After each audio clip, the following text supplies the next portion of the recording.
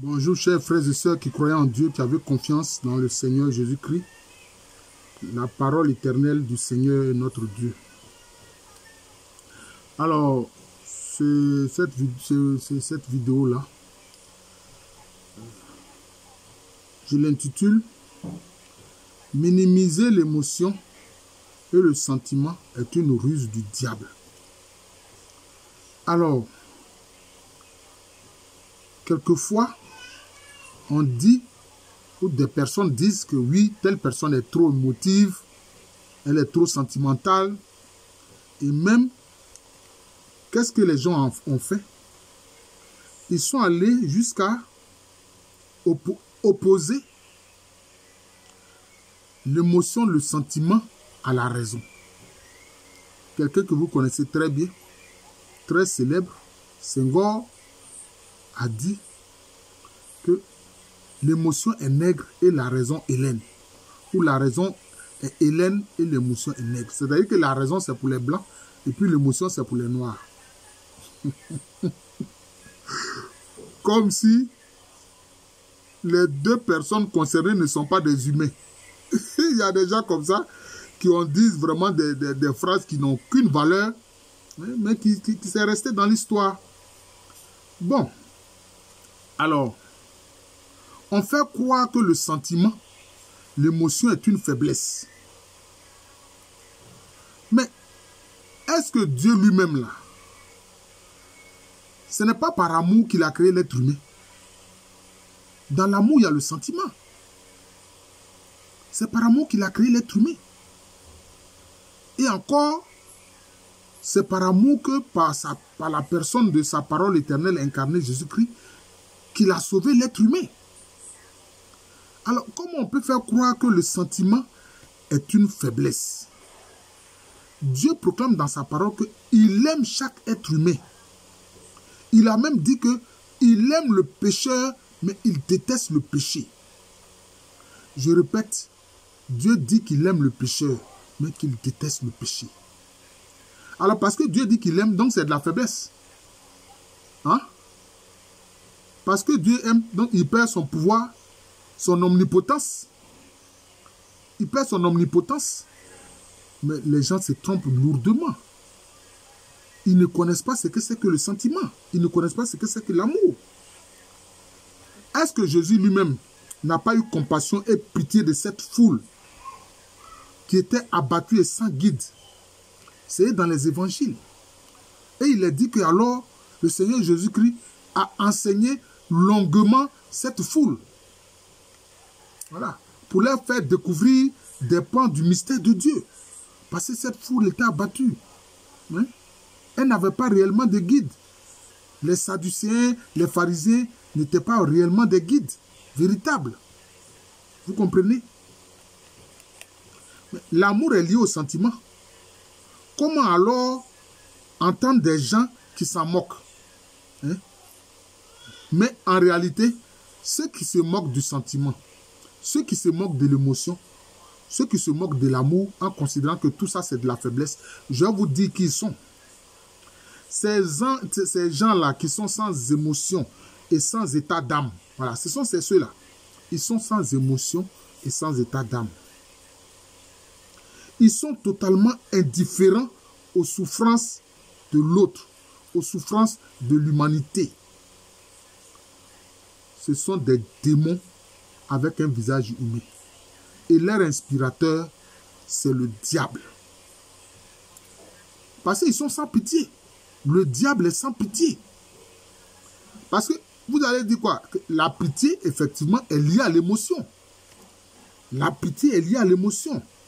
Et on va opposer la raison à l'émotion. Mais c'est une erreur. La raison comme l'émotion viennent de l'être humain. Hein? Celui qui dit que lui n'a pas d'émotion, que lui n'a que la raison, c'est que ce n'est pas un être humain. C'est que c'est un robot. Parce qu'un robot, il est programmé sur la base de quelque chose de raisonnable que son concepteur a fait. Hein? Sinon, l'émotion et la raison vont ensemble. Celui qui aime est raisonnable. Donc, dans l'amour, il y a la raison. Je répète, celui qui aime est raisonnable. Et il est juste. Alors, vous savez, il y a une chanson de Jean-Jacques Goldman. J'aime bien cet artiste-là. Parce qu'à l'origine, d'abord, il était un parolier. Hein, il composait les paroles des chansons. Et puis maintenant, après, lui-même, il a commencé à chanter. Jean-Jacques Goldman. Alors, dans une de ses chansons qui est intitulée « À nos actes manqués », qu'est-ce qu'il dit? Il dit « Au monde à ces douleurs qui ne me touchent plus. » Au monde à ces douleurs qui ne me touchent plus. Mais si les douleurs des gens ne te touchent plus, cela veut dire quoi? Cela veut dire que tu es devenu comme un monstre froid. Voilà. Tu es devenu un monstre froid. Voilà. Tu es un monstre froid. Voilà. Or, ceux qui sont des monstres froids, ce sont qui? Souvent, ce sont les criminels et les tueurs en série. Et ce sont des psychopathes. La souffrance des autres ne leur dit rien. Puisqu'ils n'ont pas de sentiments. La souffrance des autres ne leur dit rien. Donc, en fait, ce sont des démons incarnés. Voilà. Et ces gens-là, et c'est eux qui parlent avec mépris de sentimentalisme. Hein?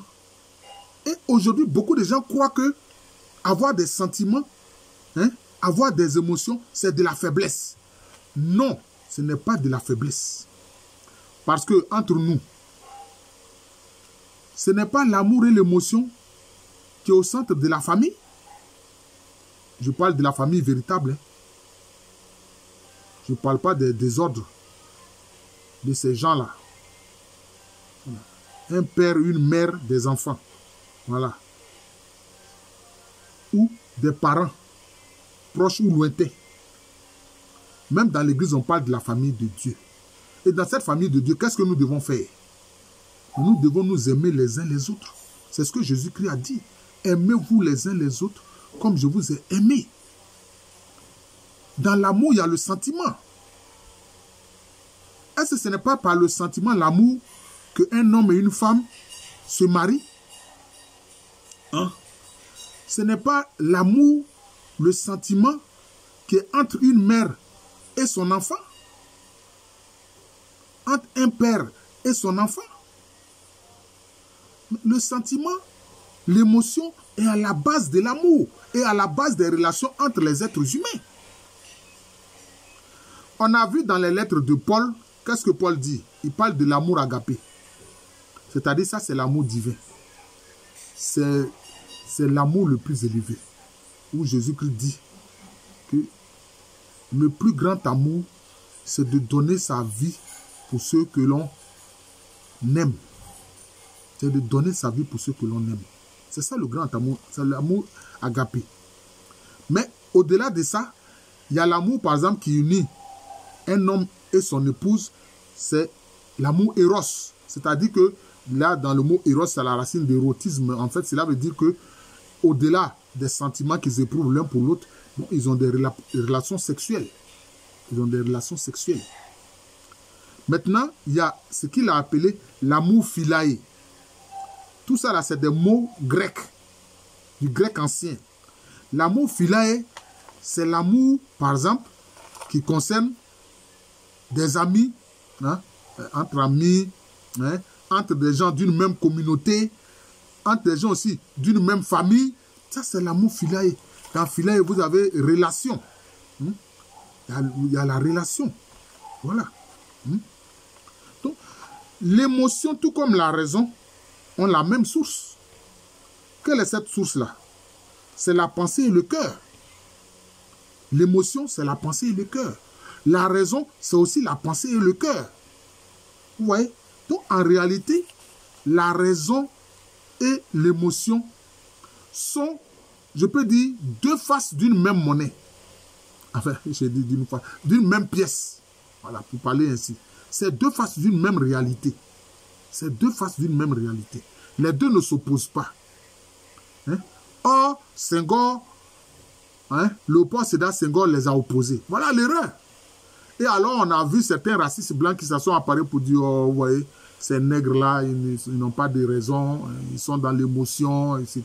Donc, ils sont dans l'émotion, c'est comme si, bon, ils ne sont pas intelligents, etc. Donc, voilà ce que ça entraîne. Alors que les deux éléments ont la même source. La raison part de la pensée, mais l'émotion aussi part de la pensée. Hein? L'émotion part de la pensée. Hein? C'est pour ça qu'il y a quoi? Il y a la consolation. Si le Saint-Esprit est l'Esprit consolateur qui vient nous consoler quand nous sommes blessés, quand nous pleurons. Parce que le Saint-Esprit est une personne. Elle éprouve aussi de l'émotion. C'est pour ça qu'elle vient nous consoler, comme une mère console son enfant. Alors, mais comment alors on peut minimiser cela? Ce sont des démons qui ont fait cela. Ce sont des démons qui ont fait cela, je vous le dis. Voilà. Minimiser l'émotion, c'est démoniaque. C'est démoniaque. Même quand les gens... Et puis ces mêmes criminels là, qui ont ces pensées criminelles là, c'est pas eux qui parlent de patriotisme. Quand on dit quelqu'un il est patriote, ça veut dire quoi? Cela veut dire qu'il aime son pays, il aime sa nation.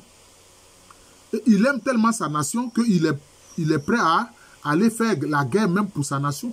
Il est prêt à aller faire la guerre et mourir sur le champ de bataille pour sa nation. Est-ce ça dit qu'il n'est pas raisonnable? Est-ce ça dit qu'il n'a pas de raison? Vous voyez?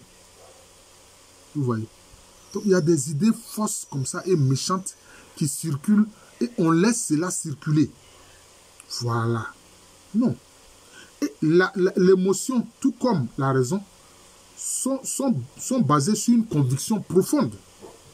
C'est basé sur une conviction profonde. Quand quelqu'un est patriote, il aime sa patrie, il est prêt à mourir pour sa patrie, c'est une conviction profonde, mais qui vient de l'émotion et aussi qui vient de la raison.